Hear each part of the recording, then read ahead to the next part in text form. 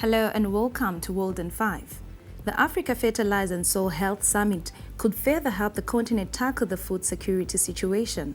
Zimbabwe's leader, President Mnangagwa, is part of the heads of state and stakeholders for the summit, which started on May 7 and ends on the 9th at the Kenyatta International Conference Center in Nairobi, Kenya. On Wednesday, heads of state were expected to consider recommendations from the Conference of Ministers held the previous day. Zimpaper's Shamaida Murira gives us an update. The summit that will draw heads of state and government from the continent is being held pursuant to a decision of the Assembly of the African Union held in Addis Ababa, Ethiopia in February this year, which endorsed the convening of such a summit. Lands, Agriculture, Fisheries, Water and Rural Development Minister Dr. Ignatius Masuka and Foreign Affairs and International Trade Minister Frederick Shava are already in Nairobi, and on Tuesday they attended the meeting of ministers, and the resolutions made are expected to be tabled before heads of state for consideration and adoption on this Thursday. In an interview to Zimbabwean journalist, Dr. Masuka said the conference is the second one after the first was held in Abuja, Nigeria in 2006 and was significant to Zimbabwe.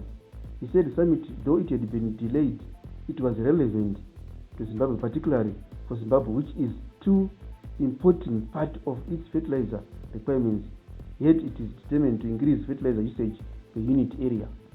The summit, which is expected to come up with an action plan, is being jointly organized by the African Union Commission and the Republic of Kenya. Some of the expected outcomes include that there be a 10-year action plan to be endorsed, which will deliver concrete recommendations for steps to be taken by African leaders and stakeholders over the next 10 years. Public hearings on 3 bills, including that of the death penalty, have attracted mixed reactions. Zimbabwe is on the verge of eliminating the death penalty if the bill sails through. ZTN Prime spoke to Senator Robson Mavenyingwa, who was part of the team taking the conversation to the people. We want to find out from the people, like on the death penalty. We are proposing that the death penalty be abolished and replaced by maybe other punishments like life imprisonment. So it will be up to the people who either to support that motion or to think otherwise, and also want to hear from the public why they might also want it abolished or why they want it to remain. The United Nations Congress on Trade and Development, in partnership with the Ministry of Industry and Commerce, today held a national policy-level workshop aimed at fostering productive capacities in Zimbabwe for industrialization, economic diversification and inclusive growth. Speaking on behalf of the Minister of Industry and Commerce, a director in the ministry, Innocent Madziva, said Zimbabwe is at an advanced stage of preparing an industrial blueprint for Zimbabwe.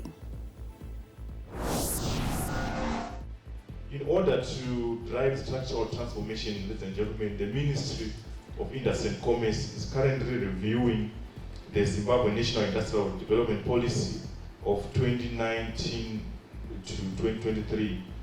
The draft National Industrial Development Policy, the new one that's going to run from 2024 to 2030, is in alignment with Vision 2030 and our industrial commitments within the region and the continent.